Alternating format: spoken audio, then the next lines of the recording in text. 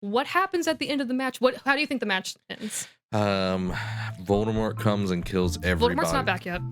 Spoilers. LeBron James LeBron James and Todd Howard walk out on stage. No, it's. What's up, everybody? This is Zach and Allie with Nerd Cave. As far as I can remember, Woo! We're back in the saddle again. Yeah, we're back in the saddle. So we've been going through the Harry Potter series. Mm-hmm. We finished the Darth Bane, and we discussed just getting all the way through Harry Potter before starting anything new. Yeah, so we're gonna crank them all out right now. Yep. As far as I can remember. Yes. So if you haven't watched the 3 parts that were before this, go check them out. Yeah. You can watch them on Facebook or YouTube, Go all watch that good stuff. And there is a podcast version for your listen. ears. But if you listen to the podcast, you need to go watch the animation. Here's what you do. Pull up the podcast and pull up the video and just sync them. Yeah.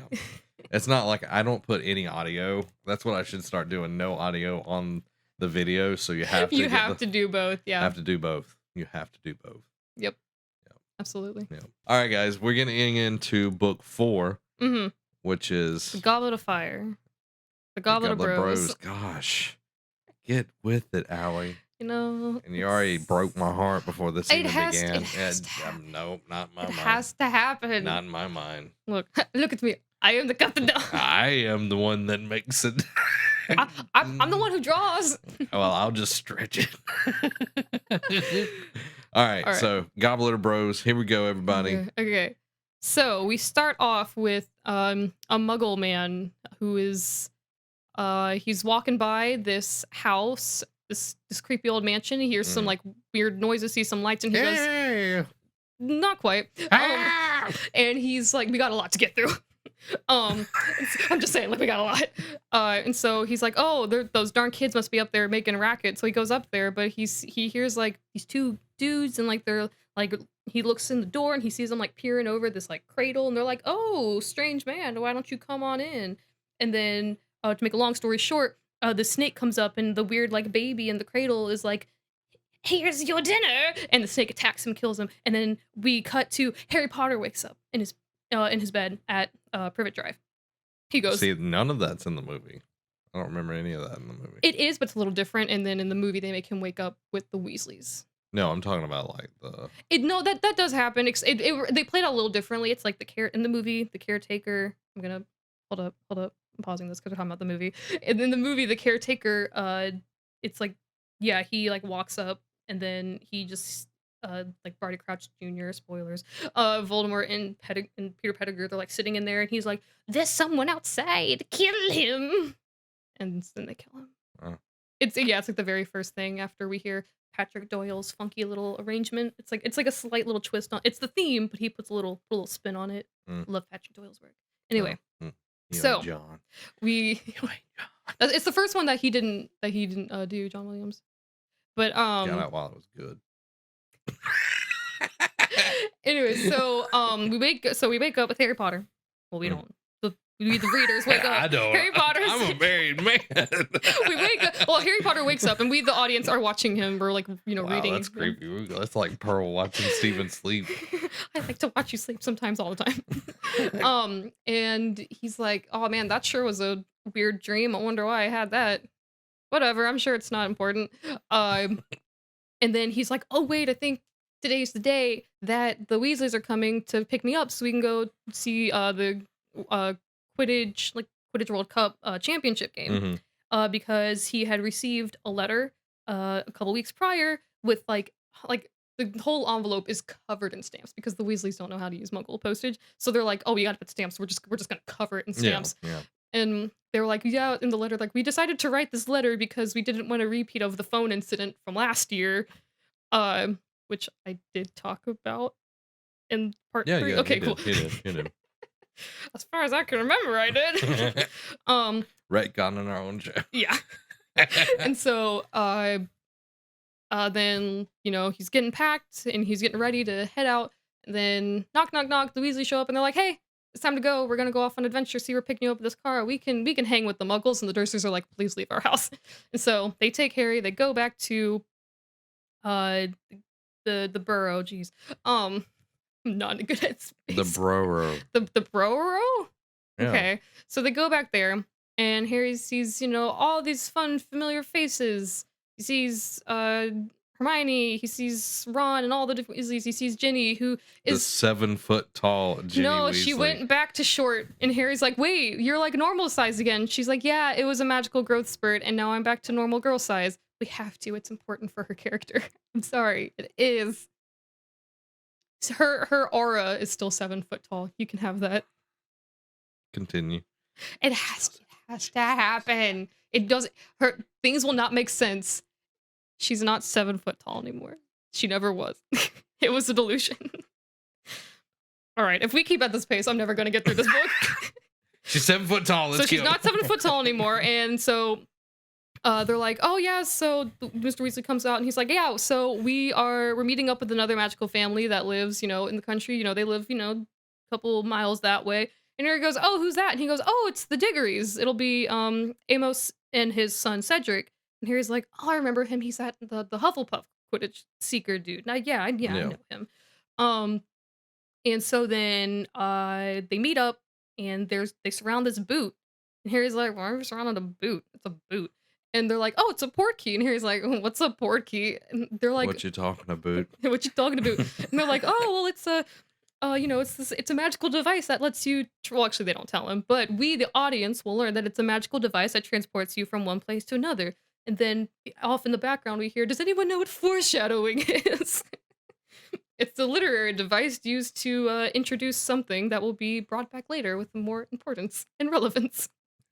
So they grab the shoe, they get, swirly, swirly, woo, woo, woo, portkey magic, and then they land in this field, and Harry goes, "Oh, cool, that was weird, and I feel sick now, but that was cool, new way to transport, that's, I can live with that." They go their separate ways. The Amos is like, "Okay, we're gonna go set up our tent," and Weasley's like, "Cool, we're gonna go set up ours." And so they set it up, and Harry's like, "This tent's really small. Like, I appreciate what you guys are trying to do, but there's no way we were all going to fit in this tent." Yeah. And Mr. Weasley's like, Harry, magic." Harry's like, "Oh, okay." So they go in the tent. It's like the TARDIS. It's bigger on the inside. That's not the only Doctor Who parallel between those two, because in the movie, David Tennant.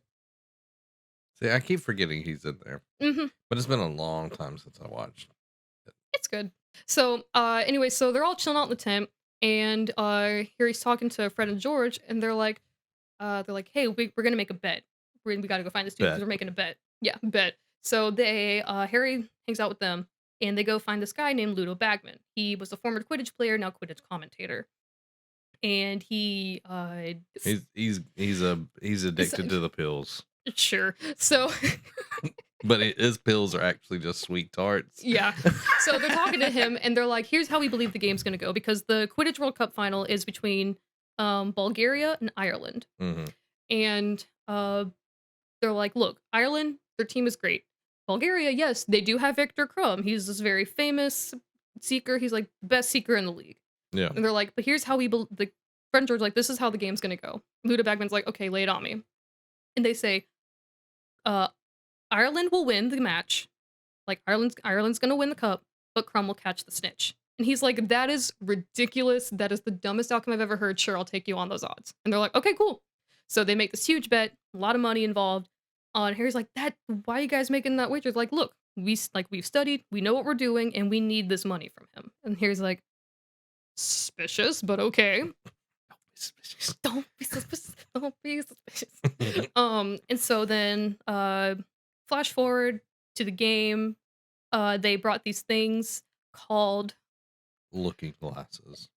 Yes, they are called looking glasses, as far as I can remember.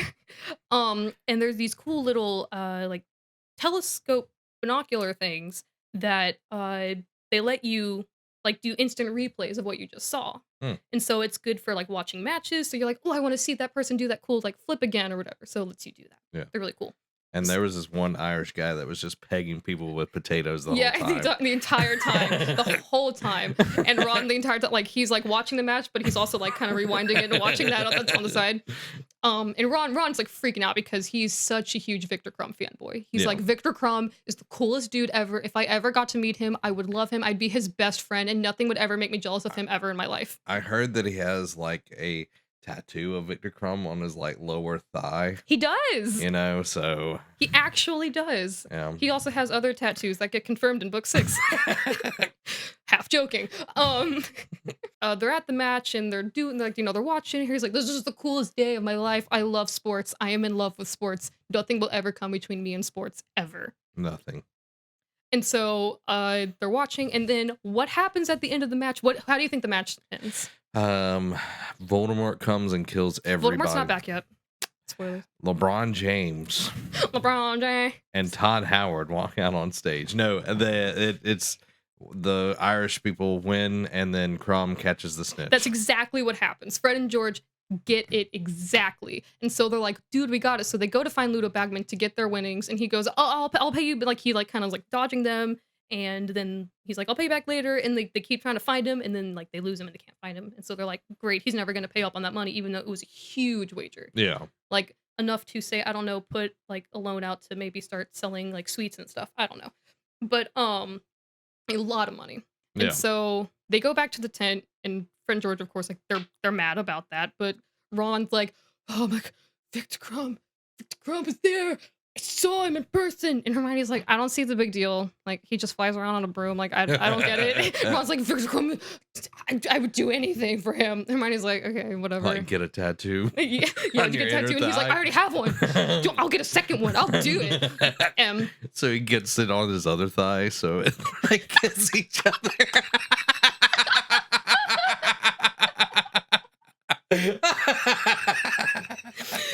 So while they're sitting there, and then they fall asleep, and all of a sudden they're awakened by noises, and they look outside, and there's all this crazy stuff going on. There's flames everywhere, like, and people are screaming and disapparating left and right. And Harry's like, "What on earth is happening?" Mr. Weasley's like, "All right, you guys, you need to get back to the port key. I gotta go help out because I'm part of the ministry. I need to like help out and stuff." Yeah. So they try to get their way back, and there's all these people, and they're wearing like cloaks, like dark cloaks. They look like black hooded KKK members. Like it's just scary stuff. And then they get surrounded. A bunch of ministry officials are like, "Oh, you guys stop!" And they're like, "Whoa, whoa, whoa, whoa, whoa, whoa! Hey! We are children. We're like, please do not hurt us." And he goes, they're like, "Hey, look at that mark in the sky." And he's like, "Oh, what's that?" And it's like a skull, and there's a snake coming out of it. And he's like, "Oh, that's creepy." And he's like, "Did you put that in there?" And they're like, "Dude, this is Harry Potter. Do you think that's the symbol of the Dark Lord? Do you think Harry Potter put that up there?" Yeah. And the dude's like, "Oh, maybe not." So they carry on. Suspicious. Carry on. That's a joke. No one else will get it. But so then we flash forward some because, you know, so they get back to the burrow, and then they make their way to Hogwarts. And when they get there, they're told like, "Oh, hey, special announcement, we're hosting 2 schools." And Harry's like, "Oh, that's cool." And they're like, "Oh yes, and they're also co-ed. They're not an all boy or all girls school. They're girls school. They're both co-ed." Movie. And then because in the movie they make it Durmstrang is only boys. Oh, okay. But in the books they're both co-ed schools as well. Okay, like Hogwarts is. Yes, exactly. Okay. And so they're like, "Yeah, we're hosting that. Also, sports are canceled." And Harry's like, "I'm sorry, what?" And they're like, "Sports are canceled this year." And he's like, No, that's the only reason I come back to the school is for sports." And they're like, "So, but instead what we're doing is we're hosting the Triwizard Tournament." And Harry's like, "I've never heard of that before in my life." And they're like, We haven't hosted it until you got here. Well, it's like it's been a long time, and I think as far as I can remember, it is the first time Hogwarts has hosted it. As far as I can remember. She remembered. I remembered. And so they're like, "Okay, that's cool." And so then the schools come in and they do, you know, a little showy stuff. They're like, "Hey, we're here, we're cool." And then who? So we have the first school is a French school called Beauxbatons. Oui, oui. And they're like, "Ooh, wow, these girls are so pretty. Oh my goodness." And they're like, "Wow, this one girl in particular, she's really pretty." And Hermione's like, "Ugh, whatever." And they're like, What do you mean?" She's like, "Oh, well, like that's Fleur Delacour. She's her mother was like part harpy siren, as far as I can remember. So she has this like natural allure to her." Oh, she's Some would say mud blood. No. Yeah, some would say it. Some, but they would be wrong. But I thought you were gonna say Cho Chang. No, Cho Chang's already at the school. Yeah, yeah. And Harry's already met her. He already kind of started, he's like, oh, she's pretty. At the end of the last book, we covered that. And so, like they show up, and then the Durm's train comes in, and Ron's like, oh my god. And they're like, what? He's like, it's Victor Crumb. Oh my, it's a Victor Crumb. Victor, look at my tattoos. He's like, Victor, please. And Victor Crumb, he's walking past because he's like, I don't know who that dude is. And Ron's like, oh my god. He's like, Harry, look, I know you're my best friend. You're like my brother. And Harry's like, but if I have to choose you between you and Victor Crumb, and Harry's like, no, it's okay, I understand. I have it tattooed on both eyes. And Victor's like, what? He's like across the hall. He's like, I can't hear you. And Ron's like, I'll tell you later. And so Dumbledore's like, yeah, so we're hosting these guys. We're gonna have a tournament, and he's like, but because it is dangerous, we're only restricting it so that way you have to be of age, which in the Wizarding world is 17 years old. Yeah. And he's like, so you have to be 17 or older in order to enter the contest. I'm putting this magical ring around the goblet, so you can't enter in if you're underage. And Harry's like, oh, thank God. For the first time, it won't be about me this year. Oh, I'm not going to put my life in danger. This year, I can just sit Just back. about the bros. It's just about the bros. Looks at Ron, and Ron's like, mm-hmm. Yeah, pulls his just like it's like people have like a sword on their back. Here as a notebook on his back. So people are putting their names in, and then we come to the ceremony where the names are getting pulled out. And so it's one person from each school that's going to represent, and they're going to go through 3 trials because try wizard, try just 3s all around. And so they pull out the names, and first we have Victor Crumb, and everyone's like, woo, and Ron's like, yes, he's gonna win. And they're like, dude, support Hogwarts. He's like, no, I don't care. And then who we have next? Oh, we have Fleur Delacour from Beauxbatons. And then they're like, oh, and from Hogwarts we have Cedric Diggory. And they're like, oh yeah, no, cool, Cedric's a good guy. He's a cool dude, he's a good guy. Yeah. And then they're like, whoa, these are things. And then the goblet's like, and another thing. And they're like, wait, what? And then poof, name pops out. And Dumbledore grabs the name. He goes, Harry Potter. And Harry's like, oh, come on, man, just one time. Just about the bros. It's just about the bros. Can I not catch one break? And the hall goes silent. And Harry's like, oh, no, I must have misheard. He's like, and like everyone's like, what? And even like Ron's like, dude, what? And Harry's like, I didn't. And Dumbledore's like, Harry Potter, come forward. And he's like, okay. Then he flips his lid. No, he does not. He and so flips his lid. They're like, okay, well, apparently these are the 4 champions that we have now. So go. Because it was only going to be 3. It was only supposed to be 3. Yeah. And so then. So Hogwarts. Hogwarts has an unfair advantage. Yeah, I would be like, hey, Dumby. Well, they do. So Dumbledore's like, all right, champions, please go wait down in this room. And they dismiss all the students, and so the staff are talking, and they're all sitting there, and Harry's like freaking out. He's like, this can't be happening. Please, this cannot be happening. I don't understand why I didn't put my name in. Who put my name in? And so they come downstairs. All the other people are freaking out. They're like, Dumbledore, this is unfair. You guys have 2 people. And also, like, he's underage. How did this happen? And Dumbledore's like, everyone. And he goes, Harry Potter. Dumbledore asked calmly, did you put your name into the Goblet of Fire? And Harry says, no. And Dumbledore goes, okay, I believe you. Like, that's He fine. beat him. He did not. With a rod. He so didn't. He asked calmly. And so they're like, okay, well, unfortunately, the goblet, there's a kind of binding contract. You have to compete. There's no way around it. Otherwise you'll spontaneously combust. Really? That or poop himself. It's from Harry Potter musical. Oh. Remember, it's like the spontaneous combustion. But no, there is this magical binding contract where you have to compete. Mm-hmm. And so Dumbledore's like, all right, well, you've been through worse, you'll be fine. And Harry's like, what? And so they send everyone back. And Ron, of course, he's mad. He's like, oh, of course you had to get chosen. Harry's like, dude, I didn't put my name in. Ron's like, yeah, okay, whatever. And Harry's like, whoa, what is this? Well, you're my best friend. We're like brothers. Like, what's going on? It's like I told you earlier. It's between you and Cedric, or whatever. You and Victor. You and Victor. You don't have tattoos on my thighs. And so Ron's all mad, and Harry's like, of course Harry gets defensive, and then so like they have a spat, then they're not talking anymore, and Harry like it bums him out like because like their friendship is so tight, like they tell each other everything, and so Harry like he loses one of his best friends, and he's like, I'm in the middle of all this garbage, and I've just lost like my closest best friend. What am I gonna do? Yeah. He's still talking to Hermione though. And Hermione's like, just you need to talk to him. You guys need to work this out. He's like, no, I tried talking to him. He doesn't want to. He doesn't want to hear what I have to say. It's not my fault that he's jealous. That it's always about me. And Hermione's like, it's not that he's always jealous. It's like yes, but not. You don't understand. It's not because he wants fame and glory. But imagine what it's like being the best friend to Harry Potter. You're always just the best friend. No one ever sees you more than anything else like that. And Harry's like, oh.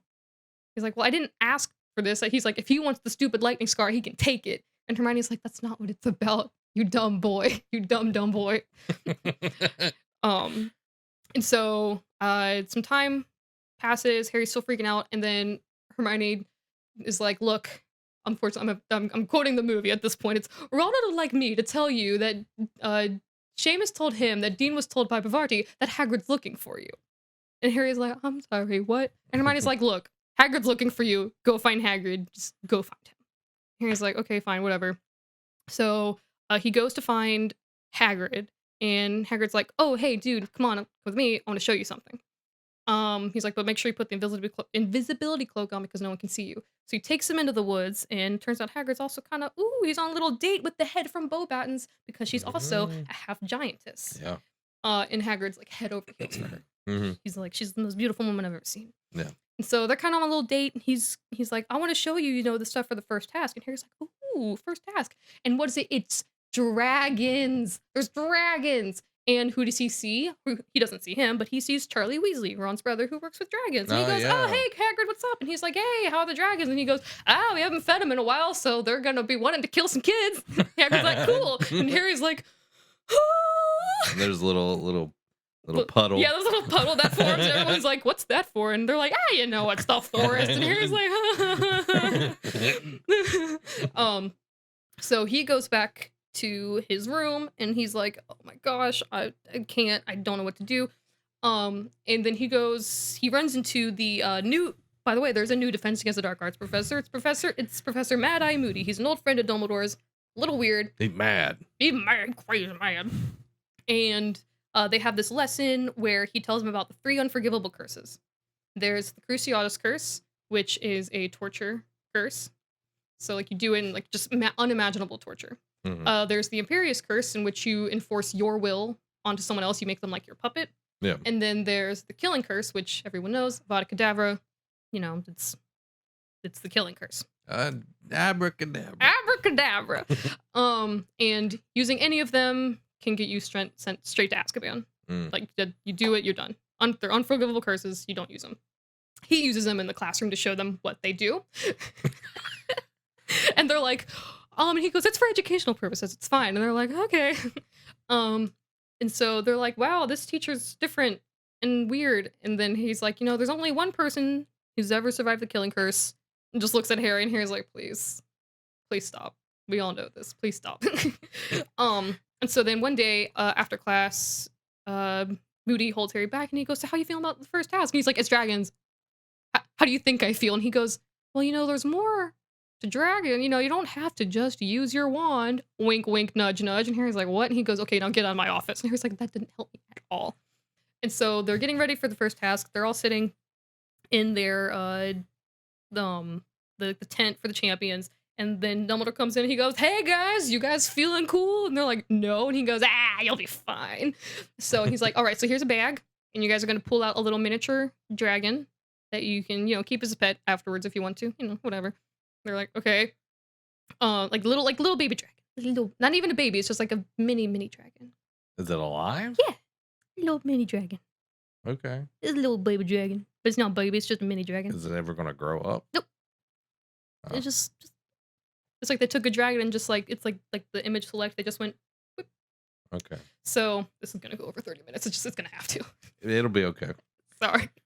And so Harry, like, they're all pulling out the dragons, and Harry, knowing the dragons he saw, it's like there was one that they were like, man, I feel sorry for the sucker who gets this one.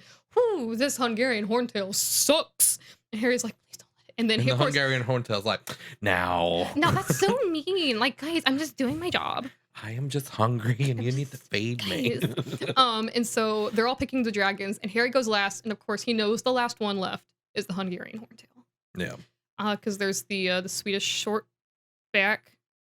Swedish.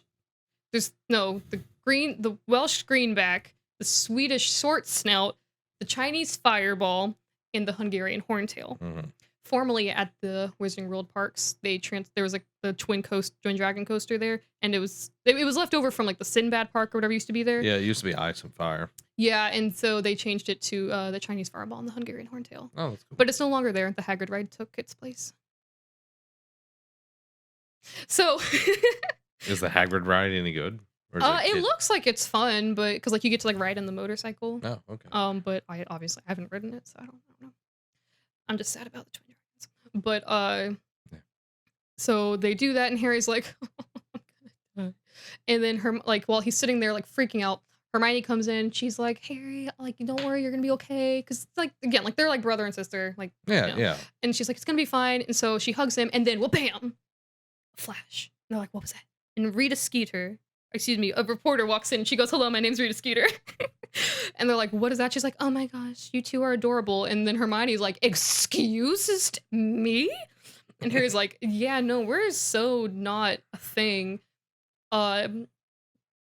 And she's like, oh, no, don't worry about it. Don't worry about it. Like, I totally won't report on this.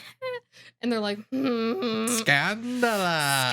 And so then she's like, oh, I'm just gonna bye. And then they're like, okay, Harry, guess what? It's your turn. Go fight your dragon. And he's like, oh, come on. And so what it is that the dragons, they're all female dragons. Mm-hmm. And they were given a nest of eggs to protect, with one of them being a golden egg. And the champion's task is to retrieve the golden egg. Mm-hmm. Once you get that, you win. And each champion gets points based on how they do it, how quickly they do it, some finesse, some of this, some of that, and they all get judged by the different heads of the schools. Mm-hmm. So Harry goes out there, and he's like, just this giant towering dragon, like fiercest, ferocious looking dragon you could ever possibly see. Like a big kitty cat. Yes, like a big kitty cat that's easy to draw. And so he's like, oh my gosh, what am I gonna do? And so he's trying to dodge, and he's like, I don't know what I'm gonna do. And he goes, wait. Avada Kedavra. Boom, right then and there. Takes care of that dragon. Can you imagine? And just walks up, grabs that egg. He's like, yeah. What you gonna do now? And so he's like, wait, I know the thing I'm good. Like, he's like, I bet all the other champions used things that they were good at. Mm. But he's like, but I'm not as advanced in them and like spells. Like, they know more spells than me. They're older. They go to class. Yeah, that too. Yeah, they actually like go to class and pay attention. And here he goes, well, I know the one thing I am good at, flying. And so he summons his broom, and then he flies on the broom, tries to fly around to grab the egg.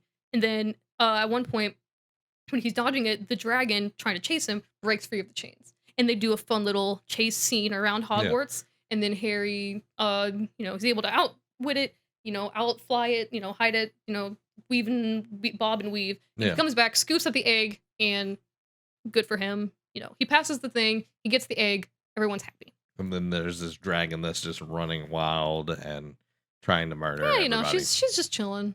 She decided, she's like, okay, I'm done. I'm gonna go. She ate a few first years. Yeah, it happens when you bring dragons onto school. Everyone knows the risk that a few first years might get eaten. And so they go back to the common room. Everyone's like, woo, Harry, we may have not been talking to you, but now that you want a task, yay, you're all our friend again. And Harry's like, okay. And Ron comes up to him and he goes, hey. Harry's like, what do you want? He's like, bro? Bro? And he's like, Harry, I don't even know what bro means.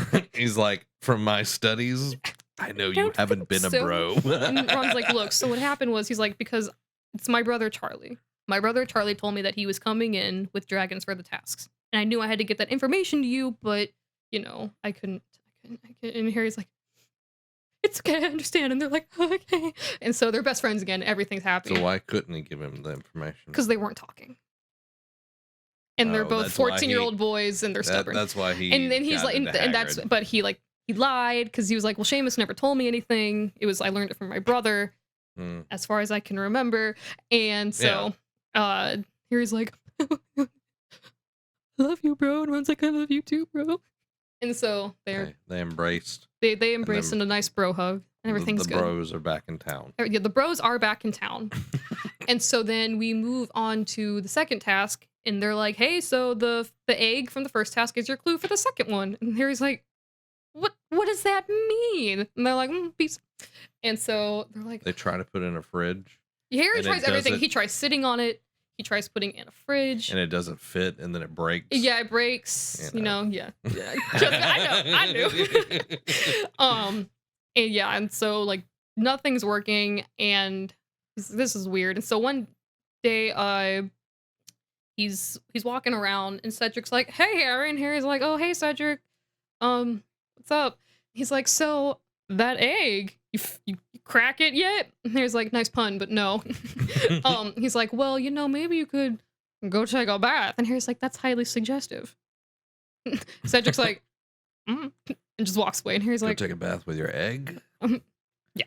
And so he's like, well, no, he's just like, "Go take a bath," and Harry's like, "What? See, that's what he needs." But Harry doesn't realize that, and he goes, maybe he wants me to take a bath with the egg, because that was a weird string of sentences to use. Yeah. And so he's like, okay, I guess I'll do that. So he goes to the prefect's bathroom. He sneaks into the prefect's bathroom, bribes someone, and is like, I'm gonna go use the prefect's bathroom because they have a nice bath and I can be myself. Yeah, Privacy. somebody like comes in like the newspaper and takes a picture of this kid, like bathe him with an egg. Yeah, with an egg, with this giant golden egg. Like, ooh, scandalous. And so he's while he's in there, Moaning Myrtle pops up, and she's like, "Oh, hello, Harry." While he's like with an egg. And yeah, pretty much. Yeah, he's sitting there holding the egg, like in any comic shot in a movie would be, and he's like, "Hey, Moaning Myrtle." It's like, actually, no. And so he's like, "Could you like close your eyes while I get into the bath because it's filled with bubbles and you won't be able to see anything? Could you please just do that for me?" And she's like, "Okay," because like she's super in love with Harry. Yeah. And so she gets in. She goes, "So have you and your friends been brewing polyjuice potion again?" And Harry's like, "No." And she goes, "Interesting. I saw some the other day." And Harry's like, "Well, it wasn't me, and I'll just forget about that detail for a while because whoop, that's me, Harry Potter. Just information. Whoop." Yep. No one tells me anything, and when they do, I don't remember. Exactly. And so then he opens the egg underwater, and he hears singing voices. And and Harry goes, "Oh." Actually, it's more like it's like Phil. And so the voices say, it's singing, but it's like, hey, like it's a riddle that has to work out. But it basically, once he figures it out, it means, hey, the task is going to be underwater and you have to retrieve something. Harry's like, okay, I wonder what I'm going to have to retrieve. Interesting. And so he leaves. He's talking to Ron and Hermione at one point, and he's trying to figure out, like, they're researching in the library, and they're trying to figure out how on earth is he supposed to stay underwater for an hour, because in the riddle it revealed he has an hour to look. And he's like, how am I supposed to stay underwater for an hour? That's not physically possible. And they're like, well, lucky for you, we have magic. And they're like, No. and Hermione's like, well, we have spells. There's some potions and stuff, but it's kind of advanced. He's like, I just need something like now. And then Neville comes in and he goes, hey, Ron, Hermione, Dumbledore wants to talk to you guys. And they're like, okay. I'm like, look, Harry, you're gonna be fine. Just keep researching. It'll be fine. And so they leave. Could you imagine if, like, accounting Harry Potter was in this situation? It's like, all I have is numbers. All I have is numbers. The numbers don't compute. A human body can't stay underwater for an hour and live. Running like calculator, like the papers coming out. Like he's like, 3 minutes. That's all I got. At 3 minutes tops, maybe 3 minutes and 1 second, but that's pushing it. And so then all of a sudden, and he can't swim. He can't swim. No, accountant Harry Potter cannot swim to save his life. Floaties is like, how am I supposed to get down the there? floaties like little like rubber duckies. Yeah. No, wait, no, it's floaties with like math equations on them. Oh, like, yeah. like a 4 times something. And like he has like a 6 instead of a rubber duck, so he can sit like on the 6. That is so cute. And then whenever he wants to go swimming with somebody, he has like an 8, so it's like a 2-person one. Yes, that's adorable. I love it. And so, then also Harry's sitting in there, and then pop, as far as I can remember, Dobby appears. You got to do the voice. I don't remember Dobby's. I mean, that doesn't count as far as I can remember. I just don't remember the voice I did for Dobby. It was close enough, you think. Okay. It's like, oh, hello, Mr. Potter. Harry's like, wow, your voice may or may not sound kind of different, but we'll just contribute it to, times past. And so Dobby's like, Look, Mr. Potter. I don't have water with me. I can't do that voice. It's like, Mr. Potter, I have a thing for you. It will help you with your task. and Harry's like, wait, how do you know about this? And he's like, I'm Dobby. I know all. and so he's like, I come with me to the greenhouse. I'm going to show you something. and so they go to the greenhouse. They're sneaking around because it's dark. Yeah. And Dobby's like, This plant is called gillyweed. and Harry's like, what's that? And he goes, It will let you breathe underwater. and Harry's like, Dobby, how'd you learn about this? And he goes, Oh, I overheard professors and students talking. Don't worry about it. and Harry's like, seems suspicious. And he's like, Don't worry about it. and so Harry gets the gillyweed, and he goes, wait, so how does it work? And Dobby's like, I don't. You smoke it. yeah, he's like, You roll it up. Have you never done this before? and Harry's like, no. And Dobby's like, Oh man. so it's the next morning is the task, because they're cramming like last minute, and Harry, he's got the gillyweed, he's got his paper with him, and he's like, okay, I guess I'll do what I gotta do. And then he's looking around for Ron and Hermione, and he's like, when he wakes up and he doesn't see them, and he goes, oh, they must have headed down early, that's fine. So he walks down there and he still doesn't see them. He goes, what, they're just not gonna be here for me? Like, okay, wow, cool guys, I thought we were tight now. I gotta roll this by myself. I gotta roll this by myself. I gotta smoke this by myself. What happened to smoke and pass? Okay. And so he rolls it up. And then Dobby's like, I was joking. Don't burn it. He's like, oh, dude, come on, man. You can't, I'm cramming last minute. You can't joke about smoking it. And Dobby's like, just eat it. You just eat it. He's like, okay. So he eats it. He's like, bro. Here's like, prevents others from smoking. Okay. Bros keep bros from smoking. Yes, don't smoke gillyweed. Actually, yeah, probably don't. I don't know what those effects would be. And so Harry, he eats the gillyweed, and he's sitting there, and he goes, okay, then he's like, oh, something's weird. Something's weird. My neck itches. Oh, my finger. Oh, something's weird. And Professor Moody's like, hey, man, you feel good? And Harry's like, no. He's like, well, you best get feeling good, because you're about to jump in that water. And Harry's like, because they're at the Black Lake, the giant lake next to the school, in which the giant squid lives. I love the giant squid. And so they're like, all right, 3, 2, 1, go. And Harry's like, and Professor Moody's like, oh, look, he fell in. Oh, that's so weird. And so Harry's under there, and all of a sudden he realizes he's grown gills. He has like webbed hands and feet, and he can swim through the water with ease, and he can breathe. And he's like, this is the coolest thing. I'm like an animorph. Those book covers. Those book covers are terrifying. I like never read them because of the covers. And so he's swimming through. He sees some Grindylows, which are like these octopus-looking creatures. And he goes, leave me alone. And they're like, okay, fine. So he's swimming through, and then he sees the mer people, which they know live in the lake, but they never interact with them. Yeah. And he sees them, and he realizes, oh, the voices were mer people, because they're merfolk. So obviously their voices, they would sound like screeches above water, but underwater where they live. Yeah. Yeah, of course. They sound like Jersey Shore. What even?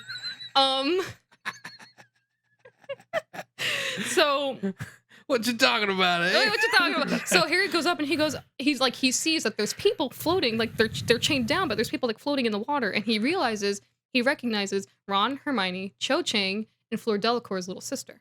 And Harry goes, oh, there are prizes? That seems a little messed up. What did they like kill them and put them underwater? That seems messed up, Dumbledore. We're gonna have to talk about this afterwards.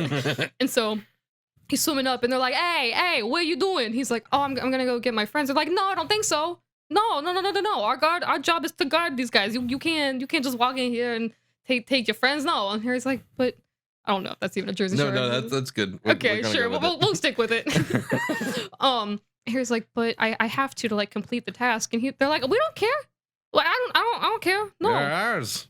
No. And then like he's like, okay, well, I'm gonna go regroup in the kelp for a little bit, and they're like, all right, get out of here, get out of here. And so he goes and hides in the kelp. Forget about it. Yeah, forget about it. Forget about him. Forget about your friends.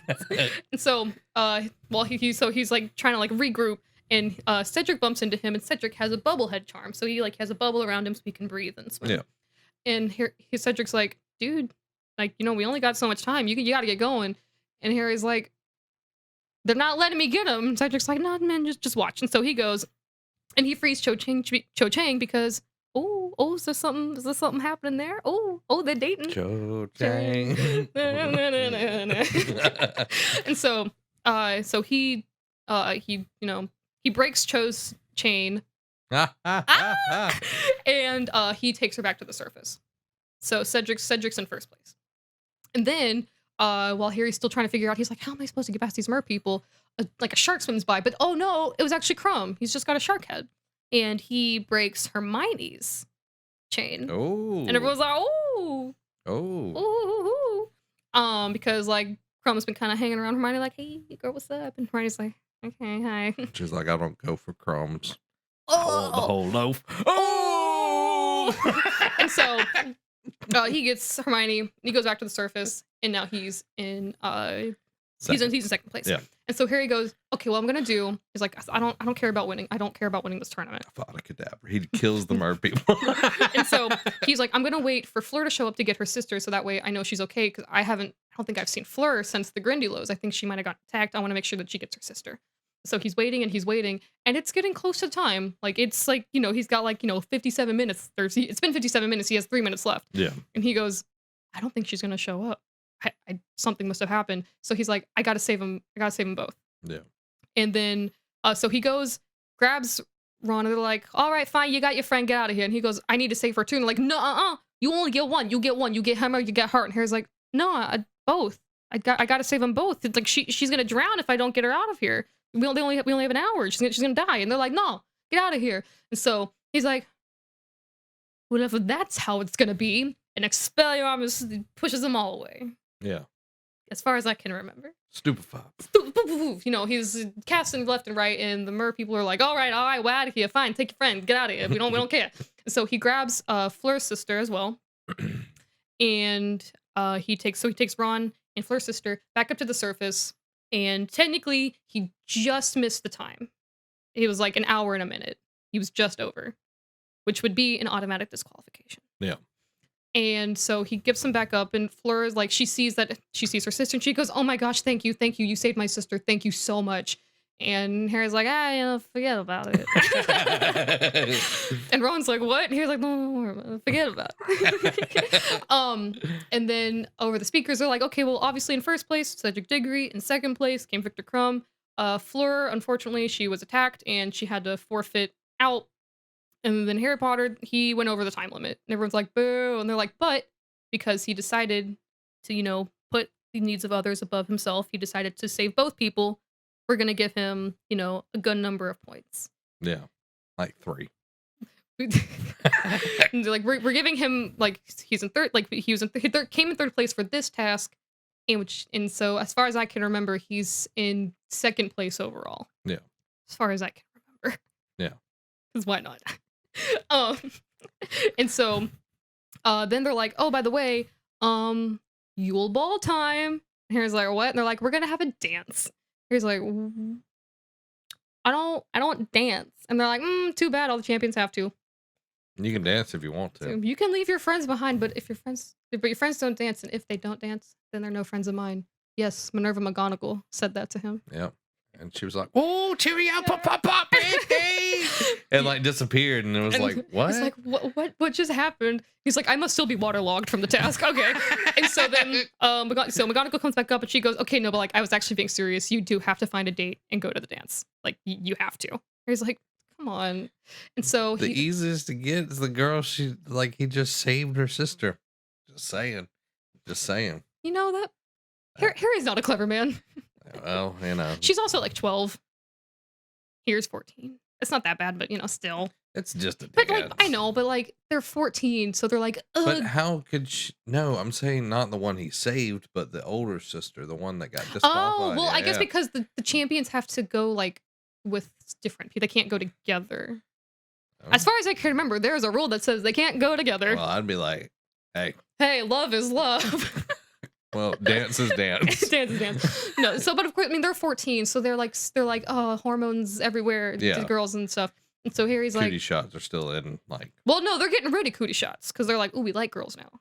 Yeah. You know. And so Harry's like, well, I like Cho. I'm gonna ask Cho. But he keeps Chang. I am so in love with Cho Chang. And so he's like, he keeps putting it off, and he's really nervous to ask her. But eventually, like, she's on the staircase, like he's in the grand staircase, and he sees her walking down the stairs with some of her friends, and he goes, now's my chance. And so he goes to talk, and he goes, hey, Cho, you want to go ball? And he trips down the stairs. Oh. It's real bad, and he's like, I hate my life. And she helps him up, and she goes, hey guys, go, like, give us some space. And she's like, hey, are you okay? He's like, yeah, I just want to know if you wanted to go to the ball with me. And she's like legitimately sad. She's like, oh, Harry, if you'd asked me earlier, I would have said yes, but Cedric like literally just asked me, and I already said I was gonna go with him. And he's like, oh, okay, cool, thanks.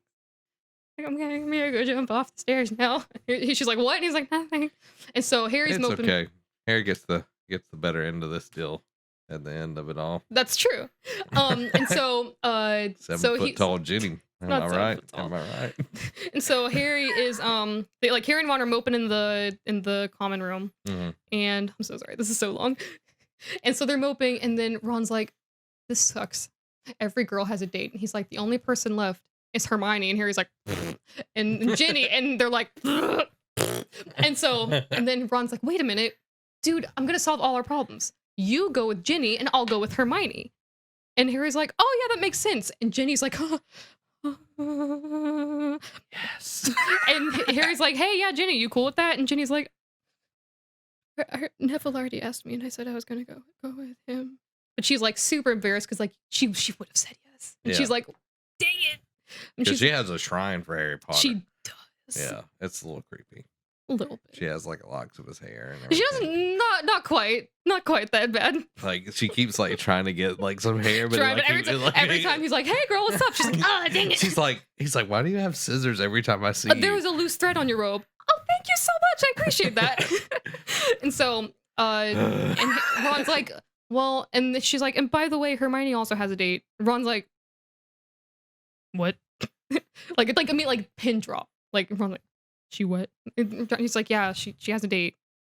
He's like, and Ron's like, she's like, well, if she didn't tell you, then I'm not gonna tell you. And Ginny's like, okay, I'm out, bye. And so they're like, no, they're like freaking out. And then all of a sudden, these two twins, one of which is in Ravenclaw, the other one is in Gryffindor. Although in the movie they make them both in Gryffindor, but that's not. They're walking by and they're like, hey, Harry. And Harry's like, oh, twin, Ron, I got it. And so he's like, hey, look, would one of you want to go with me? And they're like, oh my gosh, yes. And he's like, and then the other one goes with Ron, and they're like, and he's like, please, we need dates. Fight to the death to see which one goes with me. And they're like, please. And then like they draw straws, and oh my god. And so they're like, okay, I'll like you go with Harry, you go with Ron. So they work it out. So they're going to the dance, and then Ron's like, he's like, but Hermione didn't even actually get asked. She's just like embarrassed that no one asked her, and so she's like hiding in her room, or like whatever.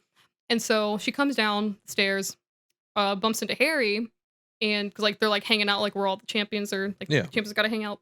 And she bumps into Harry, and he's like, hey, Hermione, what? She's like covering her teeth, and like she looks beautiful. She's in this nice periwinkle blue dress. I'm like anytime like that's a really like subtle difference. Like I think the pink dress in the movie looks really pretty. That's not important. I just think it's a funny whatever. Periwinkle blue. Yeah. Didn't know that was the color. Mm-hmm. It's like if as far as I can remember, it's like the kind of blue you would see on like a bird egg shell kind of thing. Mm-hmm. Maybe. They're Brits, you know. Yeah, periwinkle. Right.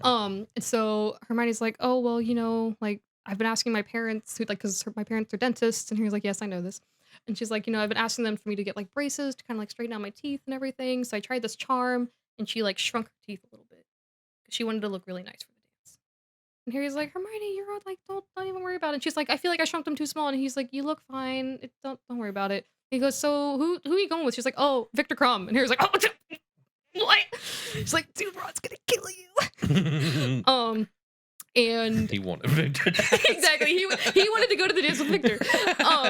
And so she's like, yeah, I came here with Victor Crumb. And so they go. So all the champions and their dates, they go out onto the dance floor. They do the first dance, and then everyone sits down to eat. And while they're sitting there, he's like, my one. She's like, it's her, my, oh, knee. And he goes, Herman. She's like, no, sound it out with me. Her, my, oh, knee. Herman. She's like, close enough. He just can't. Victor Crumb He just can't quite get her name down.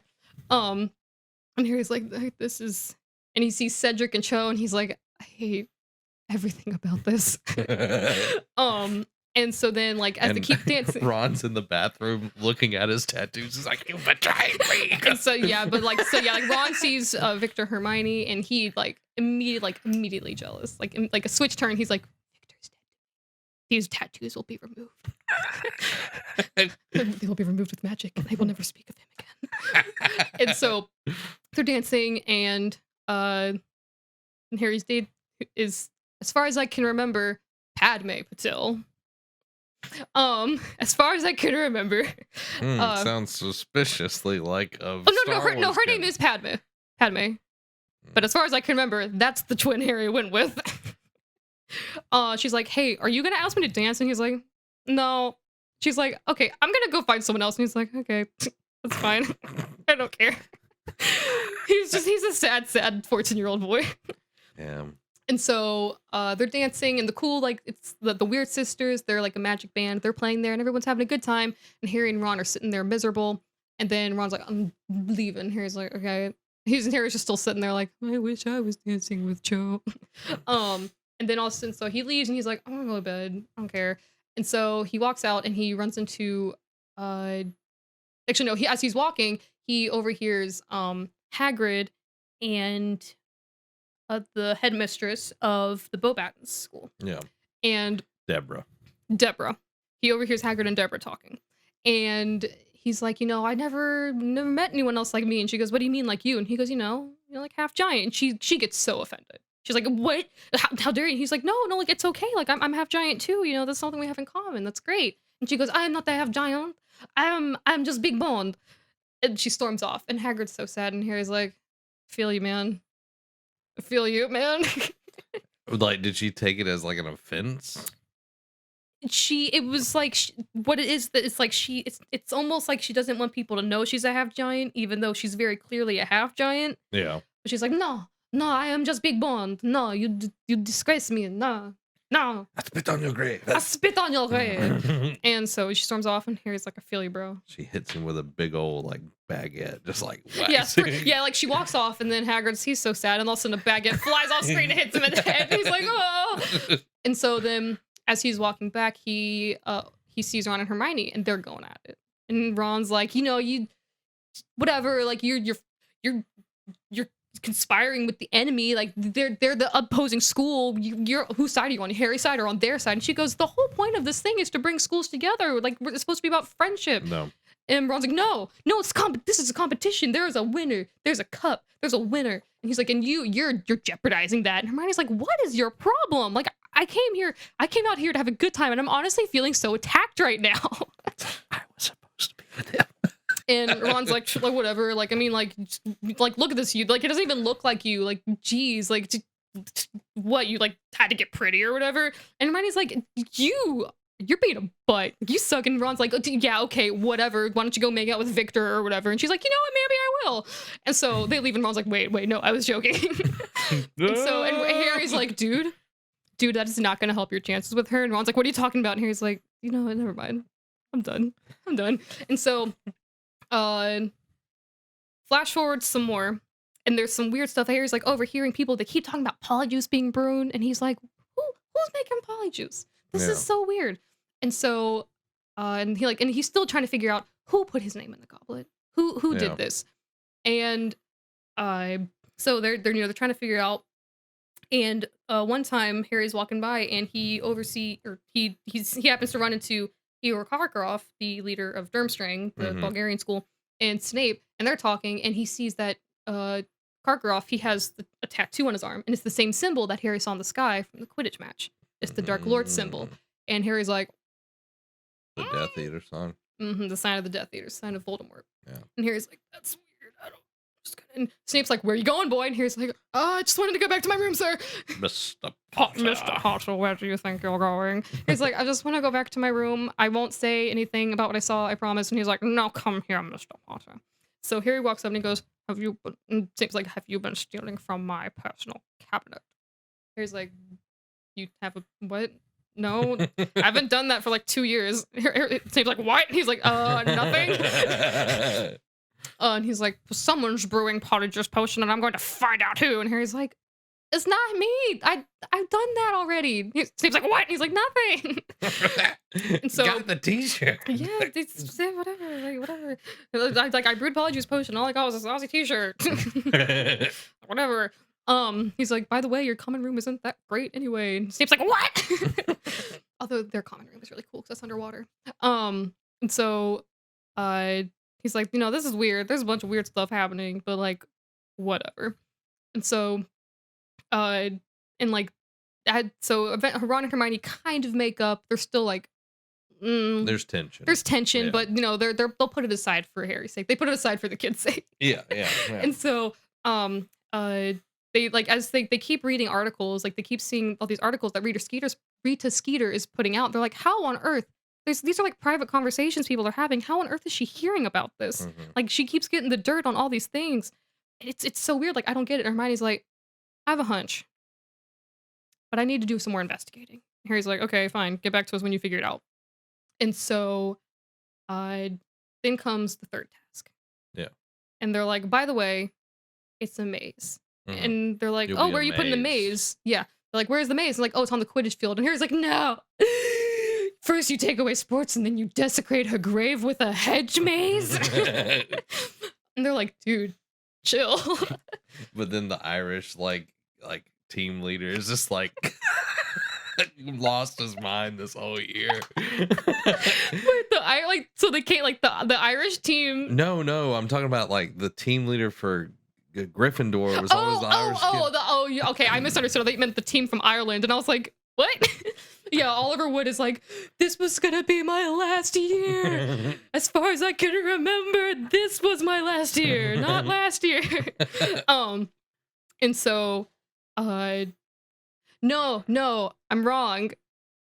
As far as I can remember, last year was Oliver Wood's last year, and Fred and George, they make the comment, they're like, oh, thank God Oliver Wood isn't here. He would cry if he saw this hedge maze on the Quidditch field. And so they go down there, and they're like, it's like, your task is simple. Go through the maze, find the cup at the end. And Harry's like, oh, okay, I can live with that. And they're like, and there might be dangers in the maze. Okay, bye. And Harry's like, what? And they're like, nothing. And so he's going, and he's talking to, like, Mad-Eye Moody is... Actually, no, before he goes down, they're like, all right, everyone get prepped. And they're like, and by the way, because it's the last task, everyone is allowed to invite their family. And Harry's like,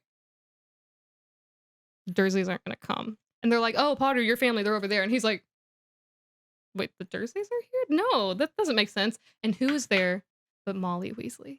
Oh. And she's like, oh, Harry, like, they let me come instead. And of course, Harry is like overjoyed. He's like, it's a very sweet moment. She's a sweet mama. I love her. And some tension, other stuff is that after the article came out about Harry and Hermione, Hermione didn't get any presents from Molly Weasley that year for Christmas. It's like, that's weird. And so then he's sitting there with Molly, and it's all really sweet, and she goes, and she makes some offhand comment about Hermione, like maybe she wasn't so interested in dating boys because another article's come out like, oh, is she with Victor Crumb now? She's making her way around the champions. And Harry goes, Mrs. Weasley, Hermione and I never have and never will date. You understand that, right? And she immediately is like, okay. She's like, oh, okay, that's fine. Like, and not that like any of my sons are like in love with her, but it's good to know. Harry's like, okay, yeah, whatever. Yeah, I'm not his best friend. We're not like, bros. Yeah, we're not bros. And she's like, what? He's like, never mind. And so then they go to the third task, and she's like, you got this, woo. And then Mad-Eye Moody's like, hey, make a left when you go in there. Start with make a left, go left. And Harry's like, okay, I get it, go left. And he's like, no, shh. He's like, okay. So, but you pointed right. I know. Mad Eye Moody. He's a little crazy. Harry's like, I'm going to assume you mean left because that's the way you're telling me to go. Could you imagine that interview process? Dumbledore like sits him down. Okay, it's well, like, let's be fair. Dumbledore doesn't have interview process. it's like looking at his resume, and it's like, your name is Mad Eye. His real name is Alistair Moody, but his nickname is Mad Eye Moody because he's an Auror, and all his jobs have made him go a little crazy. It's like, shouldn't that be like where the interview process they're stops? friends from like back in the day. Like he knows him. Yeah, but like, wouldn't anybody else be like, Yeah, but Dumbledore, here's I'm the questioning like your hiring Okay, but and this is also firing. the same person who hired Quirrell, who hired Lockhart, and we won't count Remus because Remus was a good teacher. He was just unfortunately also a werewolf who attacked one of his students. I'm just saying, like, if I was like anybody on the staff, I'm sure I would, McGonagall was like, dude, stop. You're terrible at hiring teachers. And he's like, guys, that was last year. This year will be totally different. it's totally going to be okay. It's gonna be totally okay. It's a totally different year. It's going to be a big year, big It's gonna be huge. It's gonna be a huge year. And so I don't know how like he's turned. Anyway, no, Dumbledore is not huge. No. It's not. No. But so they go into the mage, and then like the walls the go up. mage or the maze? Excuse me. They go into the maze. My mouth. So they go into the maze, and all of a sudden it just goes quiet. And Harry's like, oh, spooky. And so he's making his way through, and like the vines on like the hedges are like, ooh, and Harry's like, They're just like, Harry's like, oh, gross. And so, at one point he runs into Victor, but Victor's eyes are totally glazed over. And he like Victor's one, it's pointed like directly at Harry, like he's about to attack him. But then he doesn't. He just walks away, and Harry's like, "Oh, okay, that was weird." And then he hears, he keeps walking, and then he hears some spells and a shout. He's like, "That sounded like Fleur." So he goes to Fleur, and she's like, the maze is starting to like vines are entangling her, and he's like, "Oh, okay, I gotta save her," because they told champions like if you need to get out at any point, you send up a red flare, and we will magically come and get you and take you out. Yeah. And he goes, okay, I need to like get Fleur out of here. So he sends up the flare and he leaves. So that way they can come get Fleur and she's out.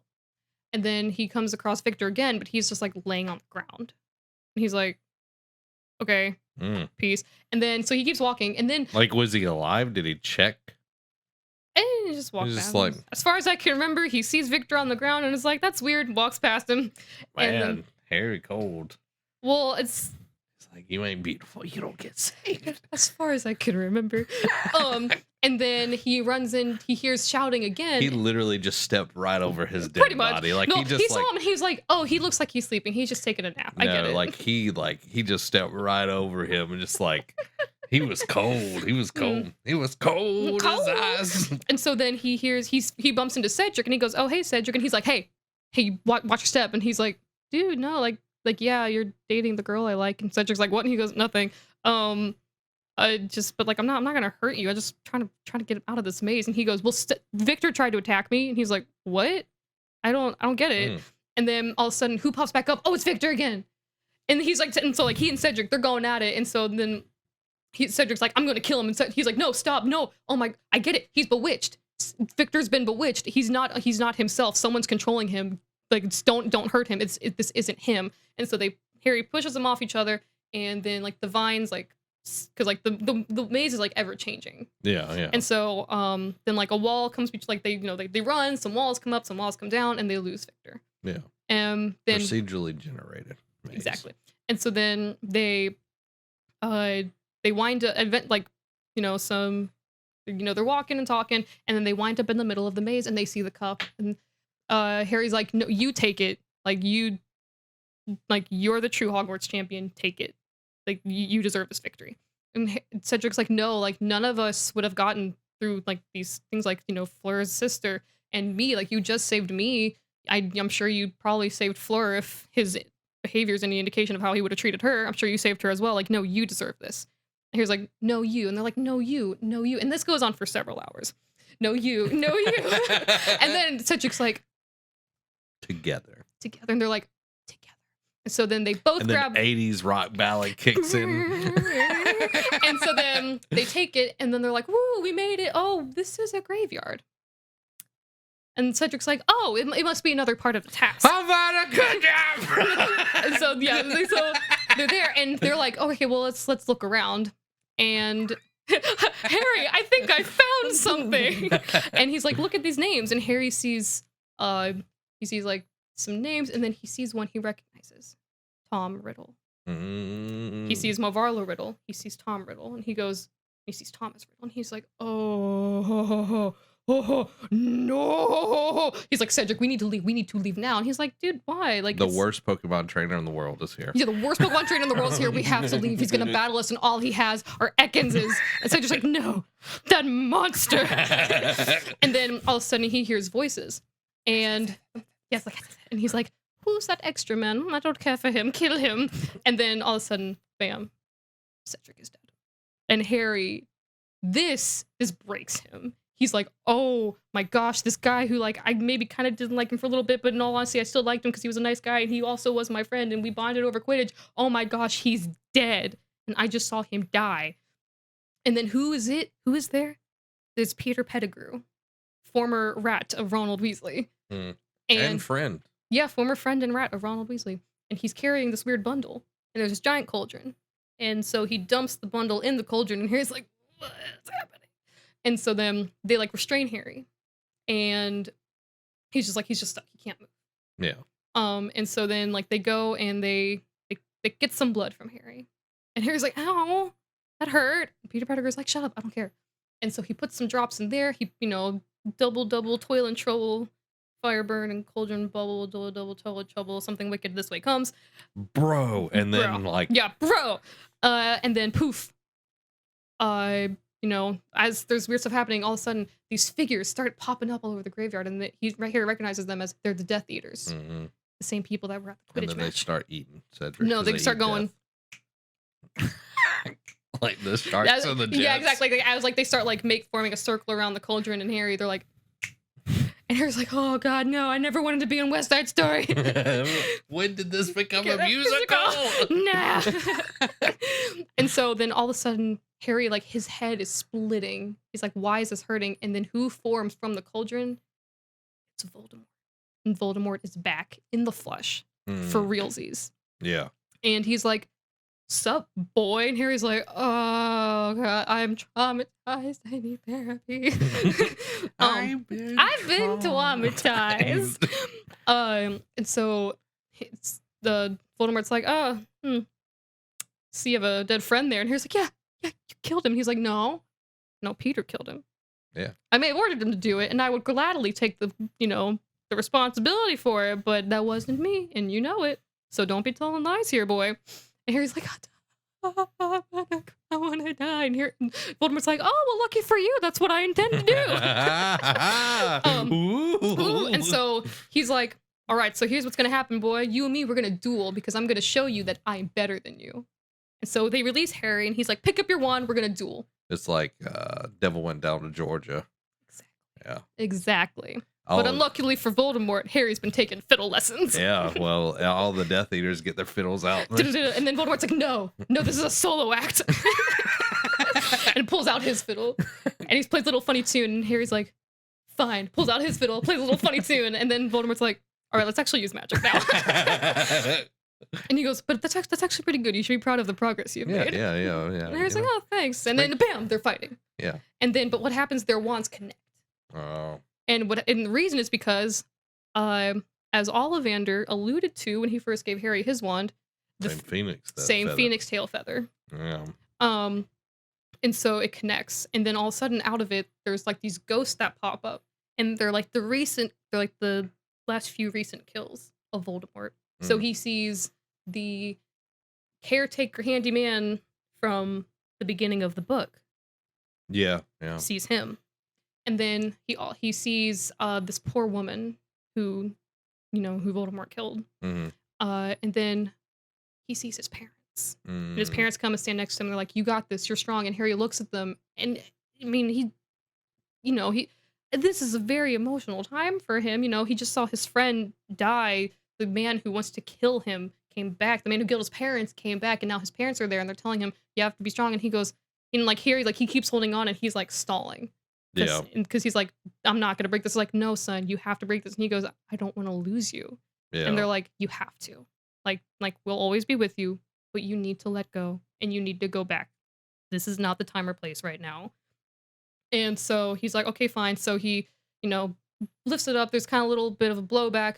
Voldemort falls back, and Harry grabs Cedric's body, grabs the port key, because the cup was a port key, obviously. Yeah. And he goes, then like he warps back, and he's back at Hogwarts. He's back at the beginning of the maze where everyone else is waiting, and he just breaks. He loses it. Yeah. He's wailing. He's freaking out. At first, everyone thinks, oh, like they're cheering. Look, they both made it back. And then it slowly but surely starts getting quieter because everyone goes, wait. Cedric ain't moving. He's not moving. And I think Harry's crying. And then Amos, Cedric's dad, is like, that's my son. That's my son. Like, let me go see my son. What's going on? And then he sees him. And of course, he's freaking out. It was his only kid. Yeah. And so he's just a mess. Mm-hmm. Dumbledore's like, Harry, like, what happened? He's like telling him, he's like, Voldemort's back. He's back. He killed Cedric. Voldemort's back. This, ugly sobbing. And then Mad-Eye Moody comes and he goes, hey, dude, like, we need to leave. You shouldn't be here right now. So he grabs Harry, and Harry's like, no, don't drag me. Don't pull me away from him. Like, let me stay here. And Mad-Eye Moody's like, no, we gotta go. So he basically drags him back to the castle. And at this point, Harry's numb. He's just numb. Yeah. Again, and remember, he is 14. He's 14. No. It's important to keep in mind his age through these books. No. And so, again, I apologize for the length of this, but there's just a lot that happens. They pull him back, and he's, they're talking, and then Mad-Eye's like, look, just tell me what happened in the graveyard. Just tell me what happened. Here he goes, well, there were these Death Eaters. Lucius Malfoy was there, which no surprise there. And then he's like, wait. What? Mad-Eye's like, what are you talking about? He's like, sir, I didn't say anything about a graveyard. And he goes, oh, no, yeah, of course you did when we were coming back up. And he's like, no, I didn't say anything about a graveyard. How did you know it was a graveyard? And then he's like, well, I guess the gig's up, boy. And he's like, and he's like, I'm the one who helped you get through these tasks. I'm the one who got you to this victory. And he's like, what? And he goes, the dragons. Like, who, like, yeah, like, Ron was, he got tipped off by his brother, but who do you think tried to help make sure that, as far as I can remember, who do you think helped make sure that his brother was on this mission? Yeah. And Harry's like, wait, what? And he goes, in the task, who do you think told Cedric to put the egg underwater at first? Huh? Do you think that pretty boy came up with that himself? And Harry's like, dude, he's dead. Respect. Show some respect. Pretty dead, boy. Pretty dead, boy. And he's like, the task. I showed you how to get through the task. I taught you that little compass spell that you were using to use because like his wand was like floating in his hand like as a compass. He's like, I made sure you learned about that. He's like, in the gillyweed? It's like, Dobby didn't come up with himself. I made sure he heard about it so that way he would tell you about it. I'm the reason you won. And here he goes, you're also the reason I was in there, aren't you? He's like, yeah, I was. He goes, okay, what is happening? And then he's like, wait. That guy, Barty Crouch, who died on school property earlier that we totally talked about. Yes. Like, the whole school was talking about it. Did you kill him? And he's like, yeah. Bing, bam, bada, boom. Dumbledore and Cornelius Fudge and Snape and McGonagall, like, they all, like, burst in. Yeah. And they're like, hey. Get away from him. And so they pull Mad-Eye away from Harry. And they're like, who are you? Like, you are not Mad-Eye. Who are you? And it's taken us this whole book to figure that you're not my friend. Yeah, you're not my friend. I'm Dumbledore. I'm the smartest man in the world. And I've known you're not my friend. And so then they realize like he's like trying to like reach for something, and then they stop. And then all of a sudden he starts to transform back in his Barty Crouch Jr. He was the man from the beginning who was helping Voldemort. And he was a former Death Eater. He killed his father. He made sure that Harry, did this and this and that. Yeah, so they're like, they give him this truth serum called Veritas Serum.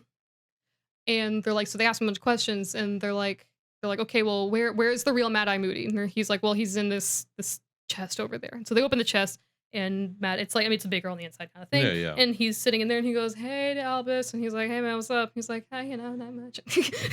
Just sitting in a chest. And so then they arrest him and then they take Harry to the hospital wing. And he's sitting there. And then all of a sudden, Cornelius Fudge comes in. Harry's like, oh, thank God, the minister's here. The minister and I, like, we're tight. We're cool. I think he's my bro. And, he's helped me out in the past. And so he goes, Minister, you have to understand, Voldemort's back. He's back. And he's like, you're, like, you've gone through a lot. You must be mistaken. Harry's like, no, I know what I'm talking about. Believe me. I know what I saw. Yeah. I know what happened.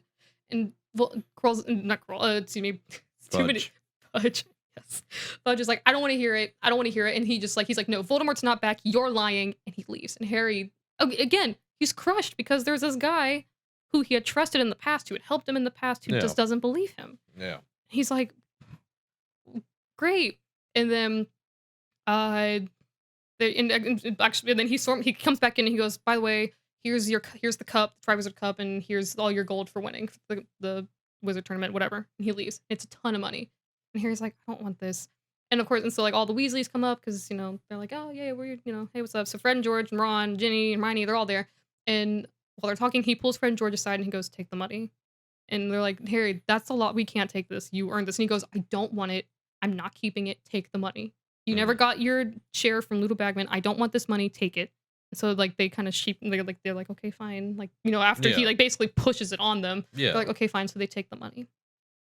He's like, do whatever. He's like, I know you guys are trying to get these like sweets started, use it to get that started. Like, I don't care. I don't want this. Yeah. So they do that. And then they hold like a nice ceremony for Cedric, remembering him. And, it's very emotional. People are sad. He was a good guy. Of course, Cho is really sad. And Harry's like, I could make a move, but I feel like that'd be kind of not a great thing to do. So I'm going to wait. I don't think you could wait that one out. That one's just kind of like, it is what it is. Like, it's not going to. Yeah. It's not gonna come back. Oh, if only. And so if only he would listen to me. It's true, bro. Yeah. And so then later on, Hermione, so they're sitting in the library and they're waiting. As far as I can remember, this happens in this book. Hermione's like, guys, by the way, I figured out how Rita Skeeter was figuring out all our conversations. And Harry's like, what? And she goes, here, in this jar. And there's a little beetle. Harry's like, oh, she like literally bugged us. And she's like, yeah, like we were like joking about how, oh, maybe she bugged us, but Muggle technology doesn't work here. But it got me thinking. Anyone could be an animagus. You're technically supposed to be registered. She's like, but I mean, not everyone is. And so it turns out that Rita Skeeter is an animagus, and her animal form is a beetle. And so she would fly into these places, be like, a little fly on the wall, but a beetle on the wall. And that's how she would hear all the different stories, all the scoops. And so they're like, wait, Hermione, do you have like a hostage? And she's like, uh-huh. They're like, and she's like, so I'm just gonna keep her, woohoo. And they're like, okay. And so then it's time to say goodbye to all the schools, and people made friends. And Crumb, he comes up to Hermione and he goes, hey girl, here's my address. Write me some time. She's like, okay. And Ron's like, hey Herman. And then Fleur comes up to Harry and she's like, thank you again for saving my sister. You and me, you need anything, let me know, I got you. And Harry's like, cool, thanks. So then they leave and Harry's like, my life sucks now. And they're like, yeah, it does. And that's the end of the book. All right. It ends on a kind of a dour note. Yeah. And like an episode 5, Star Wars. Yeah, definitely. Which is my favorite. So. Empire Strikes Back is good. It's a good one. It's the best. Again, sorry it went on kind of long. I don't even know how long it was. I don't want to know how long it was. It was a hot minute. It was probably like an hour. And some change. Oh, I'm sorry. So guys. good. You got your money's worth. I'll try to be faster on the next one. You got your money's worth, and you didn't pay anything, so you got this all for free. There you so go. there you go, everybody. Oh, well, there you go. There is the Goblet of Bros. Ooh. You've been able to enjoy. You've been able to monk some gum on it, so it's now in your belly. There it is. Next one is the Order of Bros, also known as Order of the Phoenix. The Order of Bros and the 7-foot tall Jenny. She's not 7 foot. She is in my heart. Okay. All right, guys. That'll do it for us this week. Make sure you hit the like, you share it, you subscribe it, all those things. If you know somebody that's enjoying the listening, let us know. 5-star rating, put it in there. It helps us out, helps discoverability. So this has been Zach and Allie. Y'all have an awesome week.